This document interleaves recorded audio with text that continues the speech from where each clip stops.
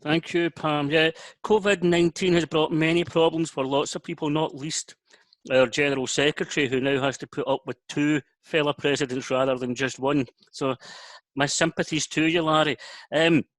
Colleagues, I agree with absolutely everything that Larry has said, and I'm going to try not to waste my time or yours by repeating it, but it is important, very important to stress that regardless of the way this is spun or painted by Forth Valley College management, these are redundancies. These are an attempt to get rid of people and replace them with others on the cheap. It's not just an attack on Forth Valley College, although obviously it is an attack on them. It's an attack on this entire sector. And not just on the lecturers, as I'm sure Liam will be only too well aware. It's an attack on the education system. It's an attack on what Liam's people, the students, the people that we're here to actually do something with, are going to experience.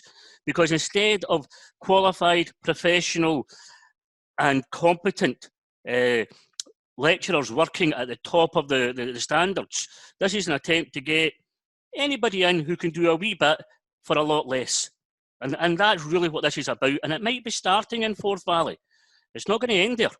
So anybody in Fella or any lecturer across the country who thinks this is a Forth Valley problem and not theirs needs to wake up pretty soon. And any student who thinks, well, it's not at my college, so it doesn't matter, needs to wake up and think, this is coming across the sector. We have a government and we have a management system in place that wants to do these things on the cheap. And I can understand that. Education is expensive. So I can understand the temptation to want to do things on the cheap. But when you do things on the cheap, what you get are cheap things.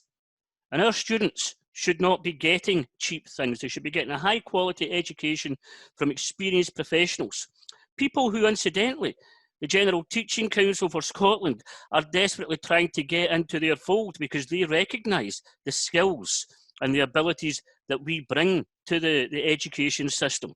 And yet the Forth Valley College management want to replace them with just any old assessor, any old instructor. That is not good for our students, it's not good for our system, it's not good for what used to be called the greatest education system in the world, the Scottish education system, of which we play a major part. We deal with some of the most difficult, vulnerable students in the country. Lots and lots of different types of students, lots and lots of different types of people, but many students who previously had real problems with the schooling system.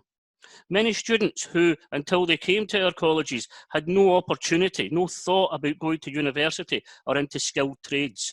And we take those students and we take them on a journey from virtually nothing to a place where they can have thoughts of a future, a career, some prospects for themselves and hopefully their families. The Board of Management of Forth Valley College, and unfortunately the government by their inactivity on this, want to put them in a place where they're just cheap. What you'll get at the end of the day is a second-class certificate. What you'll get at the end of the day is less recognition. And how do I know this? Because I already know through various contacts that employers looking at Forth Valley College are raising more than just their eyebrows. They're looking at this and saying, do we want our technicians, our apprentices, our skilled future workforce, I see you, Pam, our skilled future workforce to be taught by assessors? And many of them are saying no. I know that they're already looking to other colleges across the sector to take their future students to these other colleges. Forth Valley are shooting themselves in the foot, and Richard Lochhead, by his silence on this, is allowing it to happen. Colleagues, I wish you all the success, and I know that Pam, myself, and all the rest of the national negotiators, your office bearers, and Larry and the entire union will give you every single support we can. It's not just your fight, it's ours as well. Thank you.